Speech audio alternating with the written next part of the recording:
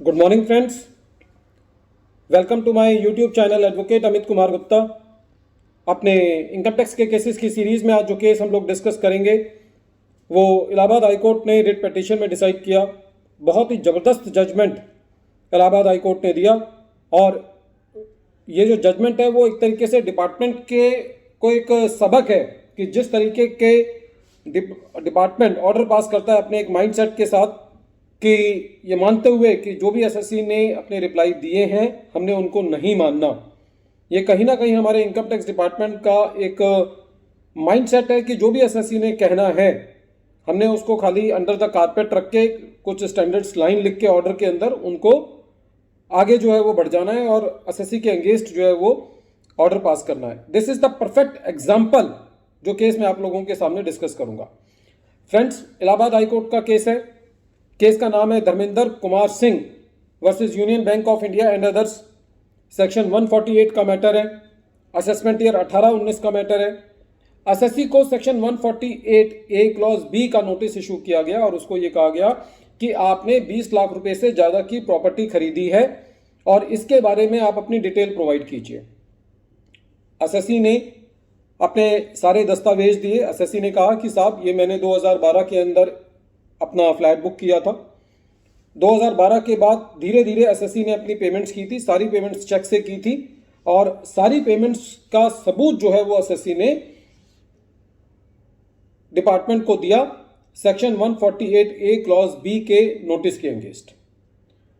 लेकिन रिप्लाई आने के बाद डिपार्टमेंट ने सेक्शन 148A क्लॉज डी का ऑर्डर पास कर दिया और सेक्शन 148 के अंदर केस रीओपन कर दिया, ये कहते हुए कि आपकी एक्सप्लेनेशन जो है वो सेटिस्फैक्टरी नहीं है और we have reasons to believe that you have escaped assessment of income, your income has escaped income basically.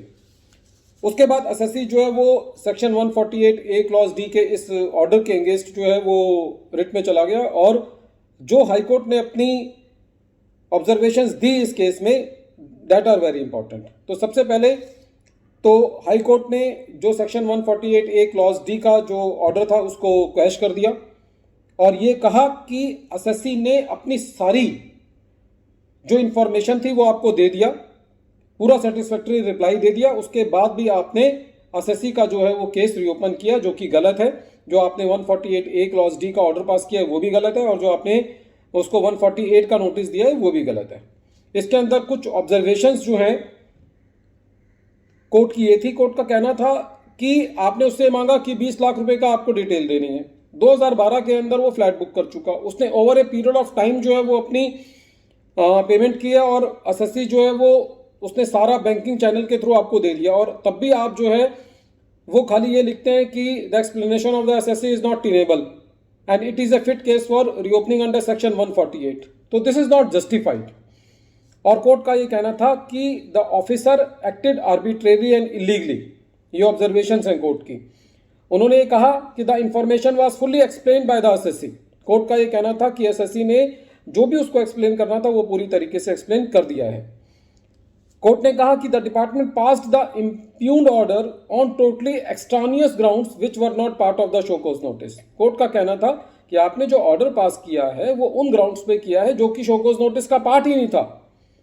Court ने यह कहा कि the court asked why exemplary cost be not imposed on the officers.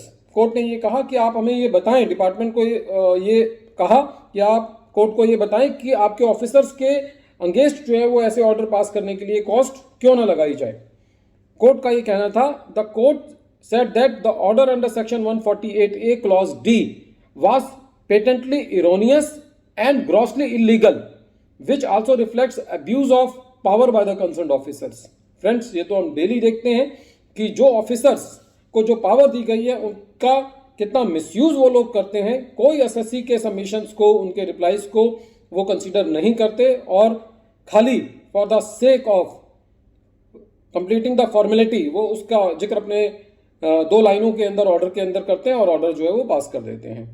Court ने ये कहा the court asked to ensure that appropriate proceedings in according with law is initiated against the erring officers। Court का ये कहना था कि जो adequate proceedings जो हैं उन ऑफिसर्स के अगेंस्ट चलाई जाए जिन्होंने ऐसा ऑर्डर पास किया है.